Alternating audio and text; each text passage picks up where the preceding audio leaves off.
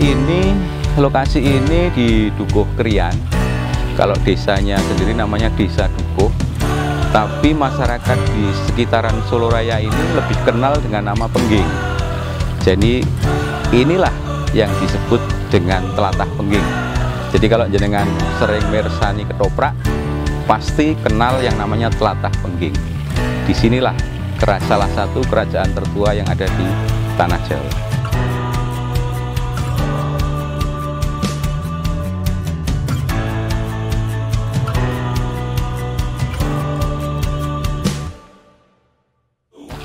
Oke. Derek Tepang ya Mas. Nama saya Dwi Agus Purwanto. Asli bukan Boyolali sih, cuman sudah lama di Boyolali. Jadi sejak tahun 2003 di Boyolali. Aslinya Kutoarjo, tetapi berkecimpung di dalam dinas kebetulan di BPN Boyolali. Kebetulan ketika saya bersama teman-teman masyarakat Desa Dukuh berupaya untuk memberdayakan tanah-tanah yang kurang produktif, saya kok tertarik dengan lokasi tanah yang ada di sini.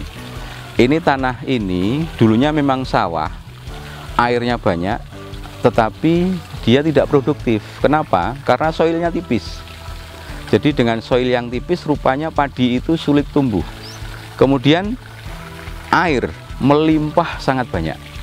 Karena itu saya kok kepengen, wah ini kayaknya kalau dibikin untuk peternakan koi bagus-bagus ini. Bisa koinya gede-gede, gendut-gendut. Nah, maka menginspirasi saya untuk memberi nama lokasi peternakan koi ini, saya namakan dengan koi gendut. Sebetulnya sih ya hanya sebagai sebutan saja, karena kalau koi yang bagus itu bukan koi yang gendut, tapi koi yang atletis gitu. Jadi saya sangat senang dengan kondisi alam yang bagus, ada sinergi antara unsur-unsur alam dan itu yang ingin kami pertahankan. Jadi ada suara gemericik air, ada bentangan-bentangan alam seperti halnya yang sangat natural. Jadi saya pengen membuat sesuatu tanpa merusak lingkungan yang ada. Maka jenengan pirsani ada beberapa pohon-pohon yang asli di sini, pohon gayam, pohon ule, pohon apa, semua saya taruh di sini lagi. Dan konsep ini rupanya membuat sebuah kenyamanan. Karena di dalam pemikiran kami awal bahwa tempat ini nanti selain untuk breeding, tetapi juga bisa dipakai untuk gathering, dan ini juga nyaman untuk home living. Sehingga kami memadukan hal itu supaya teman-teman pecinta koi senang main di sini, lihat koi di sini, tentunya membeli koi yang ada di sini, koi masyarakat Pengging, supaya menjadi peningkatan kesejahteraan bagi masyarakat Pengging. Kalau kelompoknya mungkin ada beberapa, tetapi coba kami padukan. Jadi kami punya namanya kelompok koi King Pengging. Itu terinspirasi bahwa kami kepengen bahwa koi yang ada atau yang berasal dari Pengging ini menjadi raja perkoian di Nusantara. Tapi ini adalah sebuah cita-cita.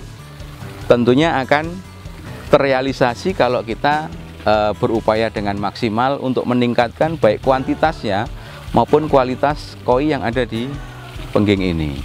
Nah, ada sekitar 27 kolam yang mengelompok di sebuah tanah kas desa yang juga sama dengan koi yang ada di sini, tempat koi yang ada di sini.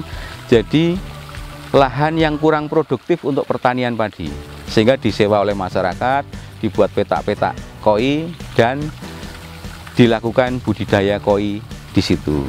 Harapannya ini akan memberdayakan beberapa masyarakat berdaya, tanahnya juga berdaya, kemudian menimbulkan kesejahteraan bagi teman-teman semuanya. Ada beberapa lagi di beberapa tempat, sebetulnya mereka itu sudah pemain koi yang lama. Jadi mereka sudah breeding, sudah melakukan pemijahan, tetapi baru tingkat hobi. Kami berharap bahwa ini bisa menjadi sentra. Bukan di sini, tetapi di tempat teman-teman koi geng pengging.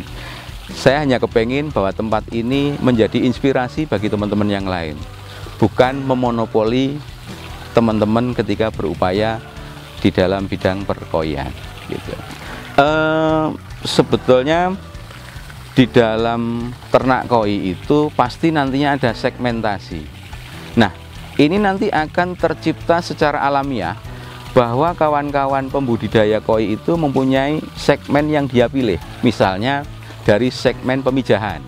Jadi dia membeli induk yang bagus, dipijahkan, kemudian menjadi burayak koi ukuran 2-3 cm, itu sudah menjadi sebuah segmen bisnis tersendiri. Nah, ini nanti juga akan diikuti dengan properti yang dia punya. Kemudian segmen yang kedua itu segmen pembesaran, seperti yang ada di 27 kolam di tanah kas desa itu pasti akan mengambil segmen pembesaran koi dari 2-3 cm, karena itu di mud pond, di kolam tanah, dia akan lebih cepat besar dan nanti akan dijual di dalam kisaran ukuran 15-20 cm. Ini di dalam 4-5 bulan sudah bisa mencapai ukuran segitu. Dan ini adalah usia segmen yang paling tepat ketika ini diambil oleh para petani-petani yang ada di sekitar desa Dukuh ini. Yang ketiga, segmennya adalah segmen pembesaran dan penjualan. Jadi sampai dengan ukuran 20 dipanen, bisa kita ambil mana yang layak untuk dibesarkan menjadi koi yang bagus, kemudian mana yang dijual ke pasar dengan nilai yang sedang. Karena sama-sama membesarkan koi, ketika koi itu mempunyai grade yang lebih bagus, tentunya mengambil keuntungan yang lebih banyak. Ukurannya sama, koi 30 cm, ada yang dijual harga 3 juta, tapi ada yang 200.000 dengan pakan yang sama. Oleh karena itu, ilmu di dalam pembesaran koi tentunya bagaimana kita bisa menentukan ini koi yang bagus, ini koi yang berkualitas dan layak untuk dijual. Dan satu hal yang tidak boleh dilupakan ketika kita ingin membantu masyarakat adalah bagaimana membantu mengeksplor apa yang dilakukan oleh masyarakat. Dia bisa breeding, dia bisa membesarkan. Kalau kesulitan menjual, ini adalah tantangan tersendiri. Maka kami ingin membuat tempat yang seperti ini. Harapannya teman-teman pecinta koi atau para yang mempunyai hobi, mempunyai keuangan lebih baik, bisa lihat di sini untuk mengambil koi, membeli koi yang ada di sini, sekaligus membantu masyarakat di dalam meningkatkan pemberdayaan masyarakat yang ada di Tlatah Pengging.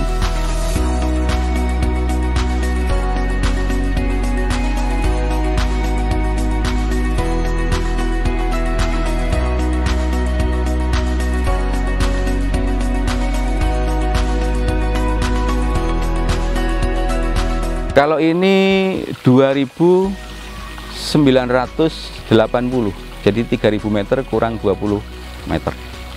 Ya, ini ya kalau luas banget sih enggak, sebetulnya cukup lah untuk ada beberapa kamar untuk homestay, silahkan monggo.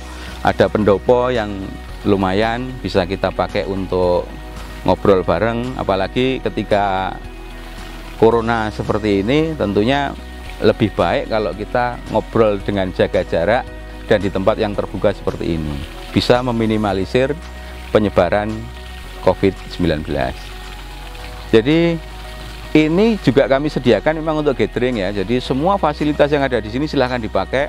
Ada kolam renang, ada 4 kamar yang besar, bahkan ada satu yang mungkin berkapasitas 15 orang bisa tidur seperti di barak.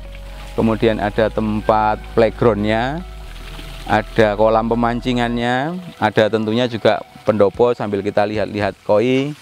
Kita mungkin mau live musik di situ bisa, monggo. Ini ya ratingnya antara 3 sampai 4 juta untuk sehari semalam lah, untuk semua fasilitas yang ada di sini. Dan kami menyediakan satu orang memang yang kami minta bantuannya untuk menunggu di sini. Kebetulan beliau Pak RT di sini, Pak Manto namanya.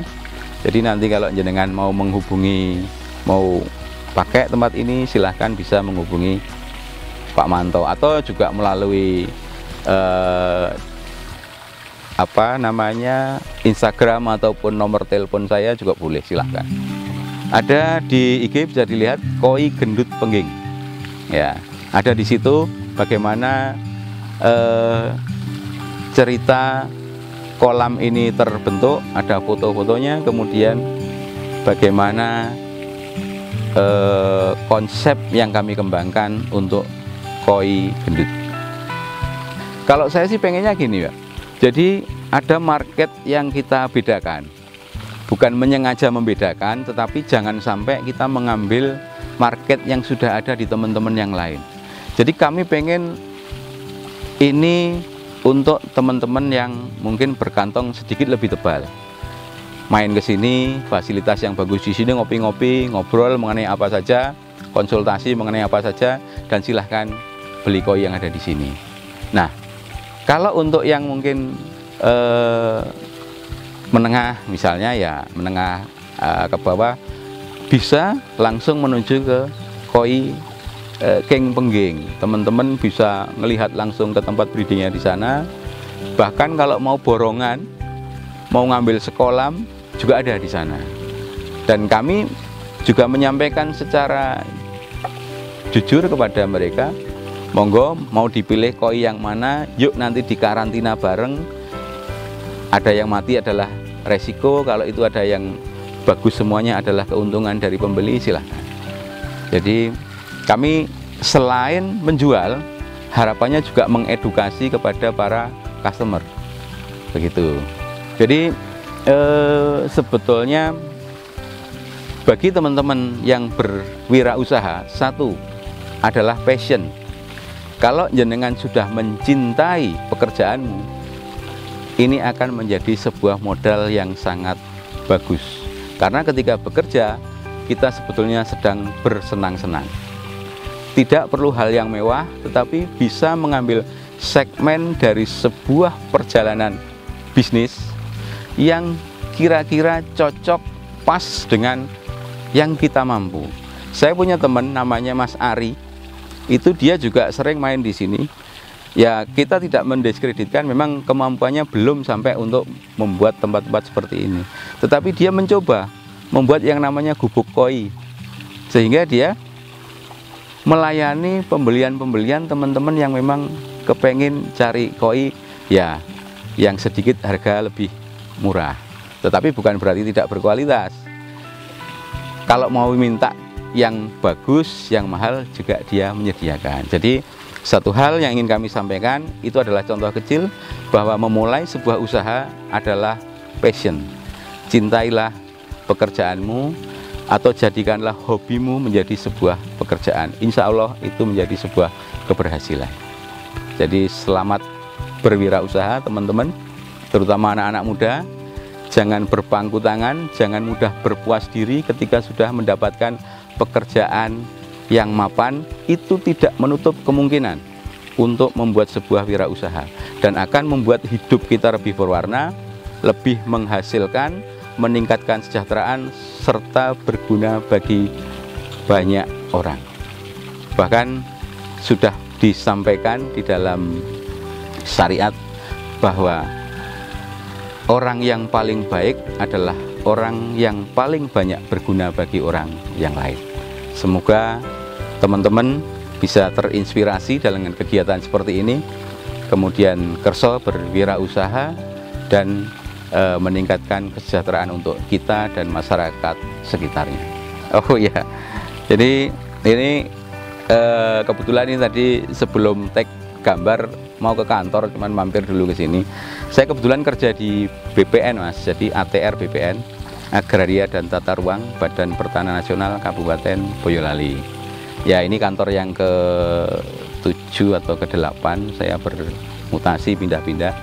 Kebetulan di kantor ini, di kampung halaman, di home base saya ada di Boyolali ini, ada sebuah tugas dari kantor pertanahan untuk melakukan yang namanya program PTSL.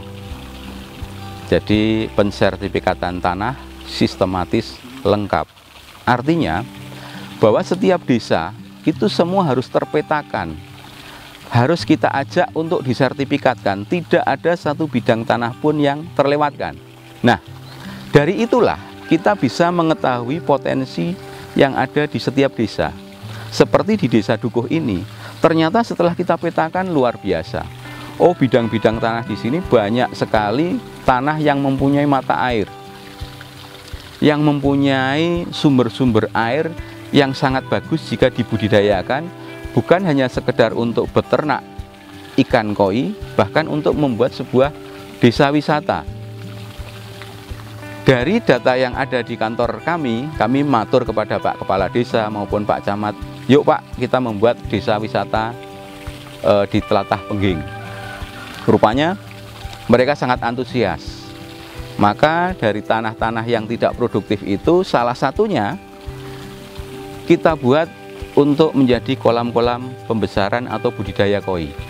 Sehingga nanti ketika digandengkan dengan sebuah program desa wisata, ini akan menjadi menjadi bagian dari sebuah desa wisata di Tlatah Pengging. Nah, maka ini adalah program yang sinergi sebetulnya antara pertanahan, pariwisata, pemerintah daerah, dan dinas-dinas terkait yang lainnya untuk memanfaatkan secara maksimal potensi yang dipunyai di setiap desa. Nah, bagaimana kita bisa mengetahui potensi tiap desa? Kalau kita bisa mengetahui bidang per bidang tanah yang ada. Jangan sampai ada sejengkal tanah yang nganggur, yang tidak produktif, yang tidak bersertifikat, yang itu semuanya akan memicu adanya sengketa dan konflik pertanahan. Nah, kalau semua sudah tersertifikat dengan baik, sudah diupayakan dengan baik, insya Allah yang namanya sengketa bisa kita eliminir. Dan yang namanya kesejahteraan bisa kita tingkatkan melalui pemberdayaan masyarakat. Itu adalah tujuan dari kegiatan program sertifikasi tanah sistematis lengkap. Program PTSL itu mempunyai dua efek. Pertama, dari sisi administrasi adalah mensertifikatkan setiap bidang tanah, bahwa seluruh tanah yang ada di Indonesia nantinya harus bersertifikat. Tidak ada yang tidak bersertifikat. Tentunya pertama mulai dipetakan, digambar. Nah, dari itulah kita bisa mengetahui potensinya. Nah, efek yang lain ketika kita sudah punya data, ini loh Pak, data bidang tanah yang kita punya, pasti kita akan punya sebuah angan-angan. Oh, ini cocoknya untuk wisata. Oh, ini untuk pertanian lahan pangan berkelanjutan, ini untuk peternakan, ini untuk perikanan, ini untuk perkebunan dan yang lainnya. Itulah salah satu cara yang diberikan atau salah satu cara yang dipersembahkan oleh BPN untuk memetakan potensi yang ada di seluruh wilayah di Indonesia. Jadi ini pertanyaan bagus. Kalau PTSL sebetulnya memang menyasar kepada pendaftaran pertama kali. Artinya untuk tanah-tanah yang belum pernah bersertifikat. Kalau orang-orang itu biasanya menyebut namanya pemutihan gitu. Pak, enten pemutihan sertifikat, padahal sertifikat warnanya hijau ya. Sebetulnya ini ya itulah pemahaman masyarakat. Oleh karena itu kita yang paham mestinya lebih dekat dengan masyarakat. Ini loh Pak, bahwa PTSL yang kita sasar adalah pendaftaran tanah untuk pertama kali. Yang belum sertifikat disertifikatkan. Kalau yang sudah bersertifikat tidak bisa melalui kegiatan ini. Karena apa? Kalau yang sudah bersertifikat itu sebetulnya sangat mudah. Bahkan untuk pelayanannya tidak perlu waktu yang berlama-lama. Cukup 5 hari untuk balik nama, untuk warisan. Itu sudah bisa diselesaikan di kantor pertanahan. Bahkan mendatang, layanan di BPN itu nanti akan secara online. Jadi tidak perlu datang lagi ke sana, cukup secara online. Dan sertifikatnya pun nanti akan diterbitkan sertifikat elektronik. Tetapi ini adalah perlu waktu mengubah dari era analog menjadi era digital. Nanti semua akan menuju ke situ. Kenapa dipilih? Karena ini adalah sebuah kemajuan. Kita tidak mungkin akan seperti ini terus, dengan analog terus. Coba dengan kamera ini, kalau masih pakai roll gitu, kira-kira akan tergusur nggak oleh yang lain. BPN juga tidak mau seperti itu. Kita harus mengikuti perkembangan zaman. BPN tidak mau seperti dinosaurus yang akhirnya punah karena dia tidak bisa mengikuti perkembangan zaman. Nah, inilah yang harus didukung nanti oleh para milenial muda, pegawai-pegawai kami yang muda. Tentunya harus berinovasi, harus bisa lebih maju daripada yang lainnya. Bukan berarti kalau yang sepuh bisa-bisa aja, enggak. Harus tetap mengikuti. Ya tentunya dengan kapasitas dan kemampuan yang berbeda. Begitu kira-kira.